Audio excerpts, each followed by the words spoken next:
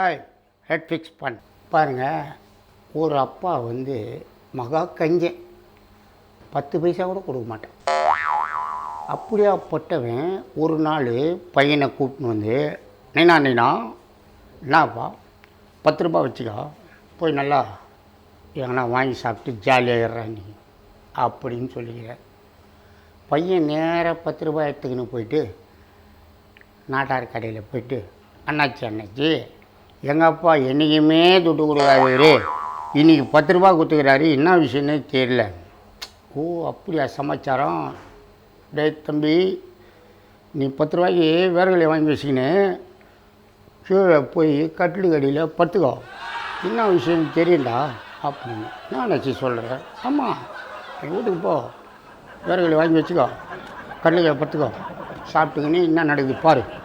சரி பையன் 10 ரூபா வேர்களை வாங்கினேன், நேராக வீட்டுக்கு போனோம், கட்டில் படுத்துக்கணும்.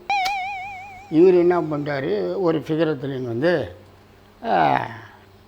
மடி பையனுக்கு 10 ரூபா கொடுத்து நான் வெளில அனுப்பிச்சிட்டேன், ஒன்றும் கவலைப்படாத, நம்ம 2 பேரும் ரயில் விளையாட்டு விளையாடலாமா அப்படின்னுக்கிறாரு.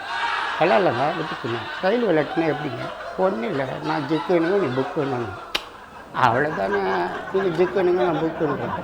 உடனே அவர் ஜிக்குனாரு புக்கு, ஜிக்கு புக்கு பையனுக்கு என்னங்க ரயில் சத்தம் கேட்குது. உடனே பையன் என்ன ரயில் ஓடுறதே சொல்லியிருந்தா எப்பப்பா சவுண்டு கொடுக்குது யார்?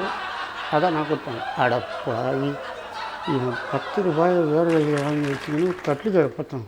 ஐயோ குட்டி வெளிப்பட்டு போச்சு பாருங்கள். ட்ரெயினில் ஹஸ்பண்ட் அண்ட் ஒய்ஃபு பிரயாணம் பண்ணின்னு இருந்தாங்க. அப்போது திடீர்னு பாருங்கள் 2-3 திருடனுங்க வண்டியில் ஏறிட்டாங்க. ஏறிட்டு மரியாதையாக சொல்கிறேன் எல்லாம் இன்றைக்கி கைட்டுக்கா. உடனே புருஷங்காரன் குய்ய முறைன்னு கத்துறான். அடி பாவி, இதுக்கு தான் சொன்னேன் ரயிலில் போகும்போதெல்லாம் நகை நட்டு போட்டுன்னு வராதுன்னு, கேட்டியா அப்படின்னு. உடனே எடுத்துக்கின்னு திருடனுங்க இறங்கிட்டானுங்க. போச்சே பொட்டி போச்சு, நகை போச்சு அப்படின்னு கத்துறான். உடனே பொண்டாட்டி சொல்கிறான், யோ செம்மாரியா, 2 சவரம் தான் எடுத்து போனோம், மிச்சம் 18 சவரம் வாயில் வச்சுக்கிறேன் பாரு. ஆஹா, இப்படின்னு தெரிஞ்சிருந்தால் உங்கள் அம்மாவை போட்டியாந்துருக்கலாண்டி. ஏன் எதுக்கு பொட்டியை உங்கள் அம்மா வாயில் மறைச்சிருப்பாங்கல்ல. ஒருத்தர் புரோக்கர் பொண்ணு பார்க்குறதுக்கு போயிருக்கிறாங்க ஒரு வீட்டுக்கு. அந்த வீட்டில் போனோடனே பொண்ணெல்லாம் பார்த்துட்டாங்க. சரி பொண்ணை பற்றி விசாரிக்கணும்ல, அதனால் வேண்டி என்ன பண்ணாங்க, பக்கத்தில் போயிட்டு விசாரிக்கலாம்னு சொல்லிட்டு ஒரு பையனை பார்த்தாங்க. ஏன்பா இந்த வீட்டில் தான் பொண்ணு எடுக்கலான்னு இருக்கிறோம், பொண்ணு எப்படி? நான் காதலிக்கிற வரைக்கும் நல்லா தாங்க இருந்தேன், ஆனால் இப்போ எப்படின்னு எனக்கு தெரியாதுங்க.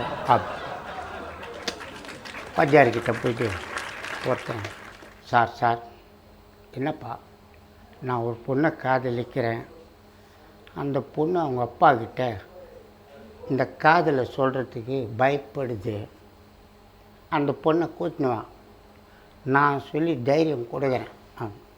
எம்மாடி உங்கள் அப்பா கூப்பிட்றாரு வா அப்படின்னு. என்னது என் பொண்ணா? அட பாவி. சென்சஸ் அதிகாரி வீட்டுக்கு போனாங்க. ஏம்மா உங்களுக்கு இப்போ எத்தனை குழந்தைங்க? எனக்கு இப்போது 8 பசங்க இருக்குதுங்க. இல்லை, ஒரு 3 வருஷத்துக்கு முன்னாடி நாங்கள் வரும்போது 3 பசங்க தான், உங்கள் வீட்டுக்காரர் இறந்துட்டார். இப்போ 8 பசங்கன்றீங்க, வீட்டுக்காரர் தானேங்க இறந்தார், நான் ஒன்றும் உயிரோடு தானே இருக்கிறேன். ஒரு வீட்டில் ஒரு வேலைக்காரன் அவன் என்ன பண்ணிட்டாங்க, ரொம்ப நம்பிக்கையான வேலைக்காரன், அதாவது எந்த தப்பு தண்டாவும் செய்ய மாட்டான்.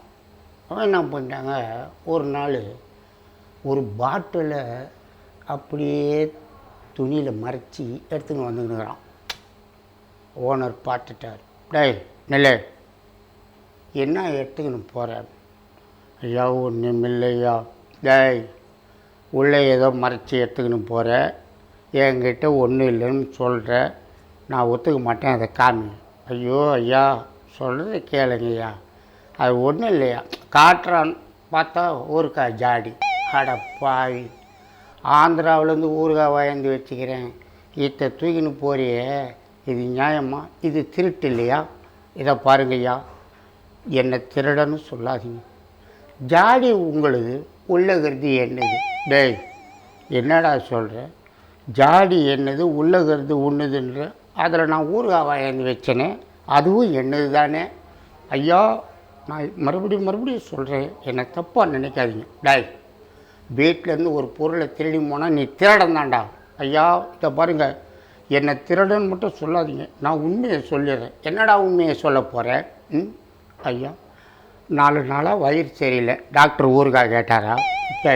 இல்லைங்க ஐயா, மோஷன் டெஸ்ட் பண்ணணுன்னாரு டாக்டரு, அதான் எடுத்துக்கிட்டு போகிறேன்.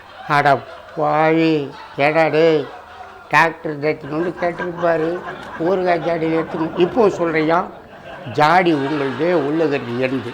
டாக்டர்கிட்ட கொண்டு போய் கொடுத்துட்டு ஜாடியை கைவிட்ட வீட்டு இந்த ஜாடியோடு வந்த உனக்கு வேலையை போச்சு, மரியாதை ஓடிப்பிடு கேள். இப்பெல்லாம் பாருங்கள், ஒய்ஃபுக்கிட்ட பார்த்து பேசணும். அதாவது வீட்டுக்காரர் நம்ம ரொம்ப திமிராக எதுனா சொன்னோன்னா அதுக்கு எதிர் பதில் கரெக்டாக கொடுத்துட்றாங்க. இவன் என்ன பண்ணிக்கிறான் புருஷங்காரன், ஏண்டி ராத்திரி என் கனவுல ரொம்ப வந்தார். உடனே அவள் பதிலுக்கு, என் கனவுல கூட தான் ரஜினி வந்தார். கண்ணு தெரியாத ஒரு தாத்தாவை ஒரு பொண்ணு கிராஸ் பண்ணி விட்டுக்கிறான். அது போயிட்டு தோழிக்கிட்ட சொல்லிக்கிறான், இந்த கிழவனை கிராஸ் பண்ணி விட்டது ரொம்ப தப்பாக போச்சுடி, கண்ணு தெரியாத கிழவனை. ஏன், என்ன விஷயம்?